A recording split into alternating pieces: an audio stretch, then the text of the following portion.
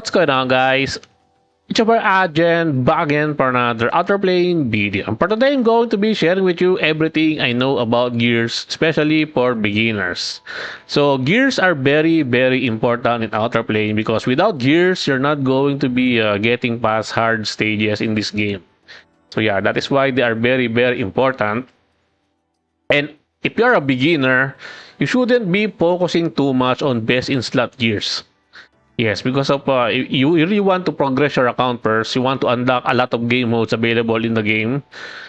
So you're not going to be you should not be choosy with getting best in slot gear for your character since you're just a beginner and just started out. You will get there eventually. So if you're starting out, where to get those gears? The ways to get gears are one, farming hunts, farming dungeons. Two, from event shops. They usually give free gears from that one, like what we have right now from the Summer Ember story event. We have a free gears that are catered towards Summer Ember. Three, from clearing stages like the Skyward Tower first clear reward. There will be a selector there, which is a really good weapon selector. And also, you can buy some selector from the shops from doing the Archdemon dungeon. The Archdemon is this one. Some of you might be wondering which the Archdemon. This one. The Archdemon Ruins. You get points there. And then you can exchange those for a selector for Talisman. Talisman is another gear, by the way. So, aside from weapon, from armors, there are also talisman and also exclusive equipment. So talisman is also an important part in gearing, and you really want to get the best talisman for your car. But as I've said, you should not be choosy for now. But you will be able to get those selector from the shops. You can get them from the shops, and also some achievement reward, something like that. Just follow the guide quest, and then once you've unlocked the hunts, there will be a quest or something like guide mission for doing the quest hunts. You should be trying to do that one in order for you to get those free characters and also free gears, pre-legendary gears. You will be able to get pre-legendary gears without having to sweat that hard. Without clearing hardest farming stages. Because if I remember correctly, when the game was on launch during day 1, and even during the beta testing, the CBT, I was a close beta tester. There's nothing like that. The quest for guide mission quest for farming hunts, you don't even get a free gear. So right now it's very easy to get good gears. Even though they are not, they do not have the best in slot stats, still they are pretty much what you need for you to be able to tackle a little bit harder from this one. So for this one, you can check which gear set drops here. There's a lot of sets in Outerplane. Yeah, I'm going to be explaining them one by one. So we have attack set. Attack set gives your character more attack. They focus on more attack. So this one is more DPS focus. We have the critical set, same DPS focus usually. And then evasion set. Evasion before is OP, but now it's kind of meh because they nerfed the evasion. So evasions are not really worth getting. And then the effectiveness. Effectiveness means that this is to increase your effectiveness stats. Effectiveness stats is a stat where you needed in order for you to land debuff. So if you don't have that much effectiveness, there's a low chance that you will be able to land your debuffs from your debuffer. So usually effectiveness plays a big role for debuffers, but this effectiveness set are not really used. Why? Because you can get effectiveness from substats. And then the other one here, we have the life set. This one are more HP focus. Usually meant for your tanks or your healers, something like that. Then we have the defense set. Defense set is mostly used by characters that scales with defense, like Kappa, which is I believe going to be also available in the guide quest here for hunts. Defense set works best with Kappa because she scales with defense. Same with Canon. Canon scales with defense. So those are the only characters that I can think of that uses the defense set. And then we have here resilience set. I don't think any character also uses this one. Kind of useless because there are way better sets compared to this one. Resilience means this is something like a resistance set, where you're able, the higher your resilience, the higher your chance to resist a debuff. Lifesteal set also not really that much use because lifesteal set are kind of fixed. Yeah, it's not there's a fixed amount that you can heal from your lifesteal. That is why this one is not good. It's not the same in Epic 7, where in Epic 7, I believe there's no fixed amount of the amount of HP heal that you can get from the lifesteal set. But here, there is a fixed amount, so I mean, there's a cap. So yeah, it's not really good in this game. Next, we have here the counter attack, more counter attack chance. When you get hit, you get a chance to do some counter attack. The normal attack from skill 1. Accuracy set. This one is for trying to hit the enemy, so that they will not evade.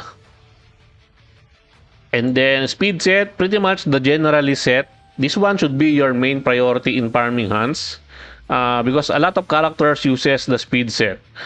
Speed gives you more speed. More speed means that you're able to do more turns, and you're going to be able to spam your skills on the enemy if you're really fast.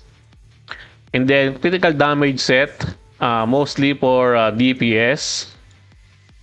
And then here, the other one here, we have the penetration set, more catered to DPS. And then we have here revenge set, also for DPS set here. And then we have, what is this? Patient set. No one uses this one as far as I remember. I don't even use this one. Same with this one, the pulverization set. These are very niche set that mostly for PvE stops. And then lastly, for this calamari, we have the immunity set. We have the swiftness set. Immunity set, you get a immunity turn at the start of the battle, and some damage reduction if you try to T4 the equipment. So I will be tackling the T4 something like that later on. Swiftness set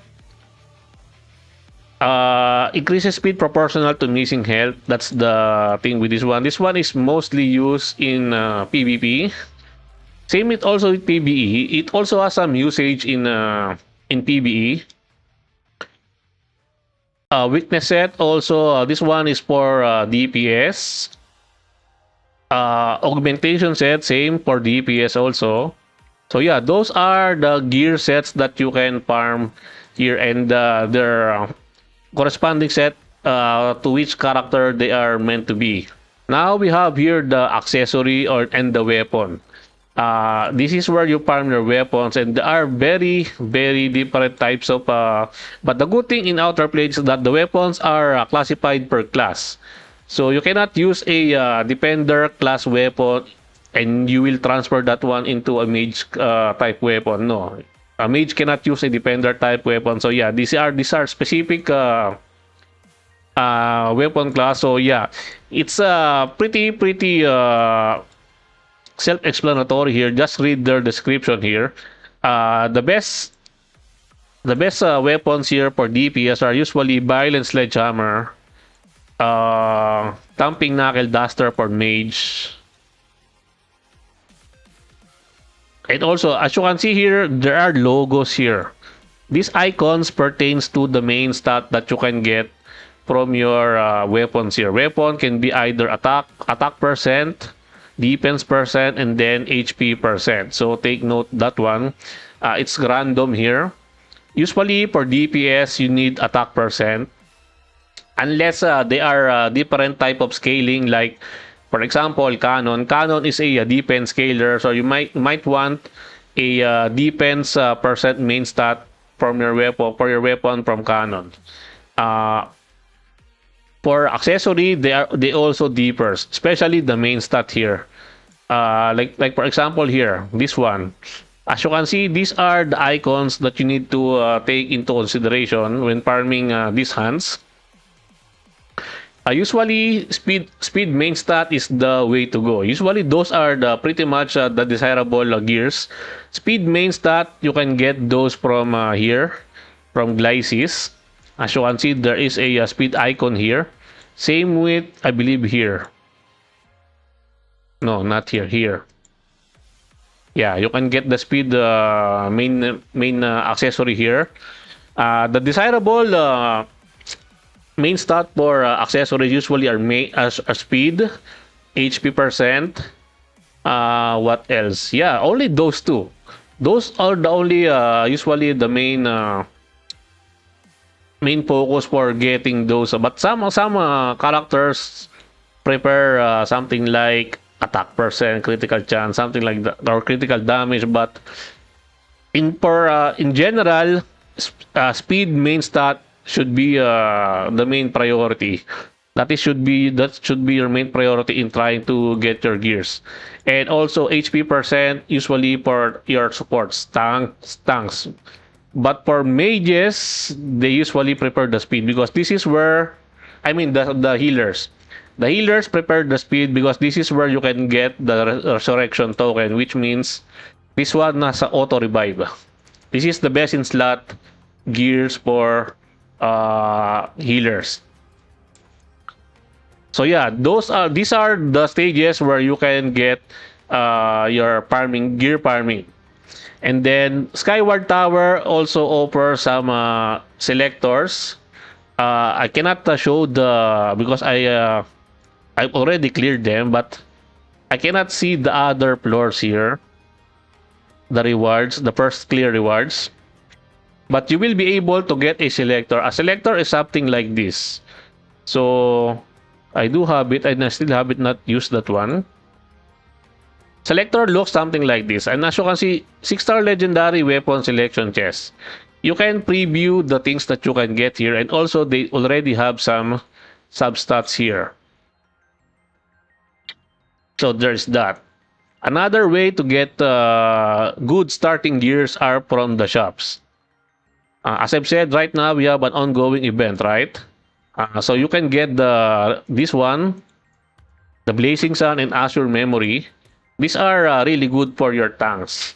But not only here, you also get the gears from Arena, but this one are 5-star.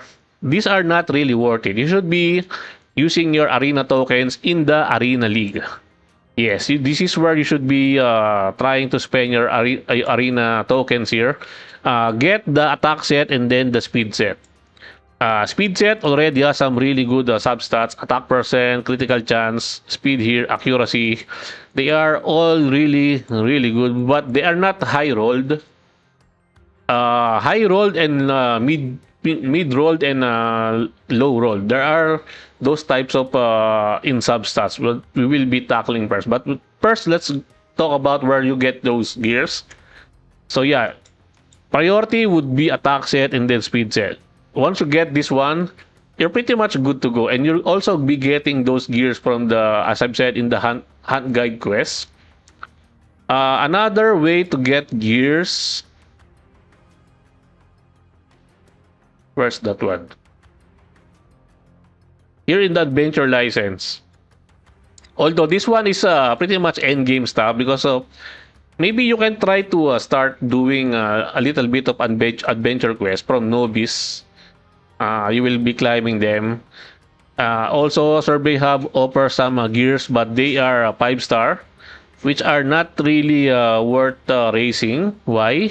Because you will just use the 6 star over the 5 star. And also there is a selector here. Yeah. By doing the main story quest and the hard quest in the main story, you will be able to get the necessary survey hub points. Here you can exchange them for legendary selection gears. And as you can see here, you can get a really good amount of legendary gears already. So that is the main reason why you should not be trying to race the 5 star gears. They are just you will just be wasting your resources on them, especially when you're just starting out. You're wasting lots of resources, especially by reforging them. So now let's go to gear upgrade. Gear crafting is also one of the best way to get your gears, but I'm going to be doing a separate video talking about gear crafting, so stay tuned for that one. But let's talk about the gears upgrading, and then the substats, the low roll and mid roll, something like that. So in gearing, like for example here, if you enhance this one, you will be using these hammers. You can use just pull auto like this, and then you will be able to plus 10 them. It will cost you amount of golds to, and also these hammers to raise the level of this one. Raising the level of the gears is one of the ways to upgrade them. And then we have reforging. Reforging means you're going to try to fill up all of the stars here, and that is why 5 star are kind of useless, because you can only reforge 5 times, and the stats from 5 star to 6 star are huge. They have a huge difference.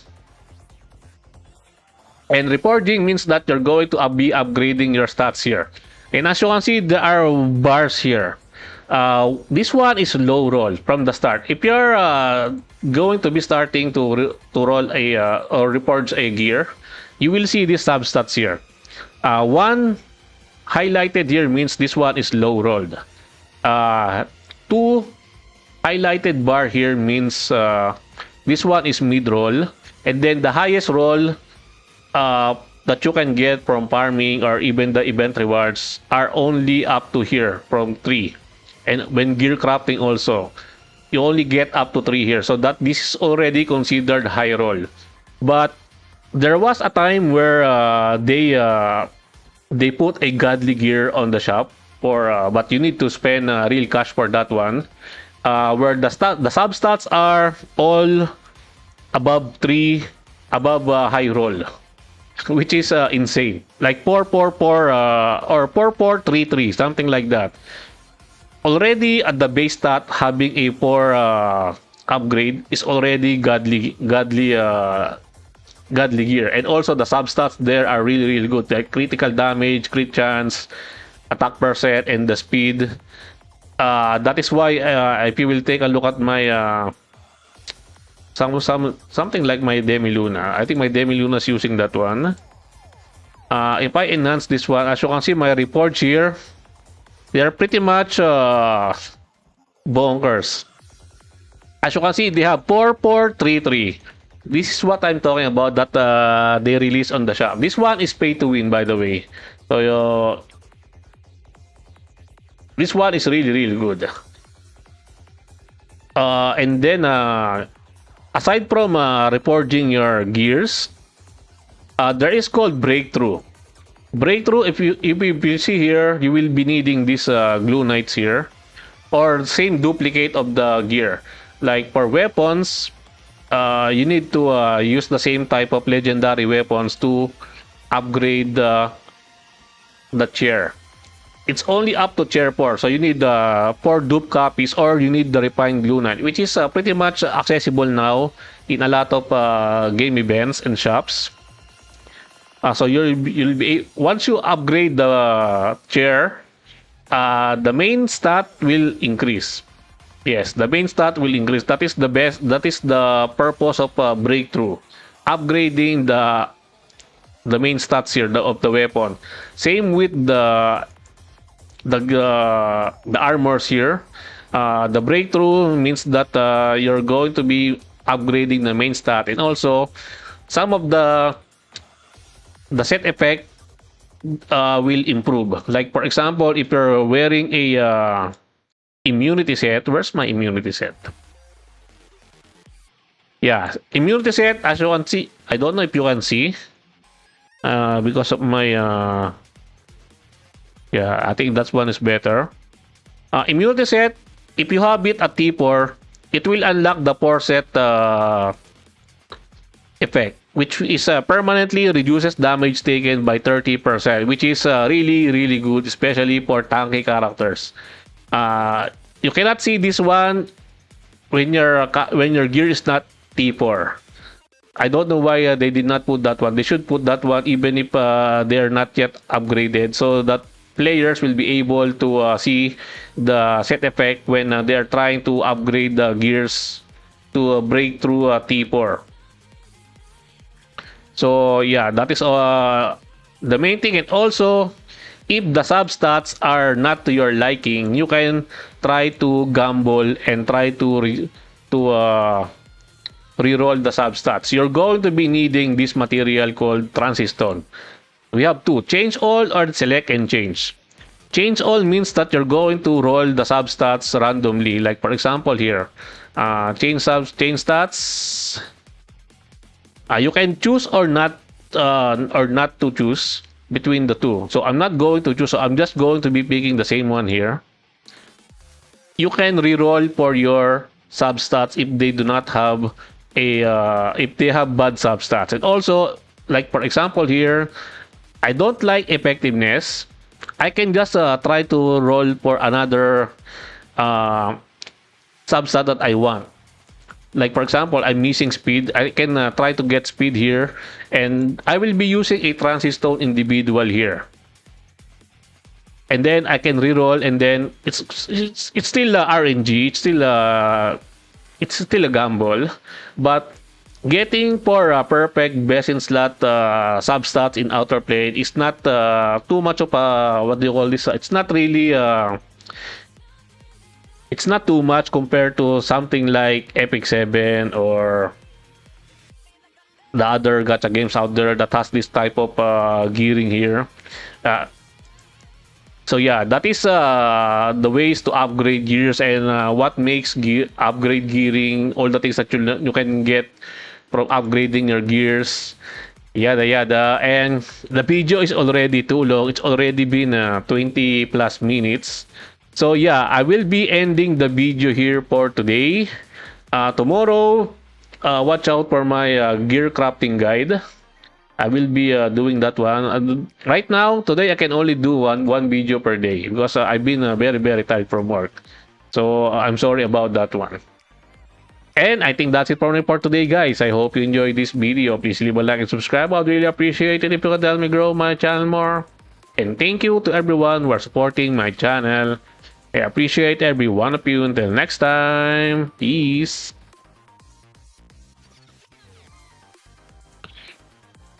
Already, 1, 2, 3.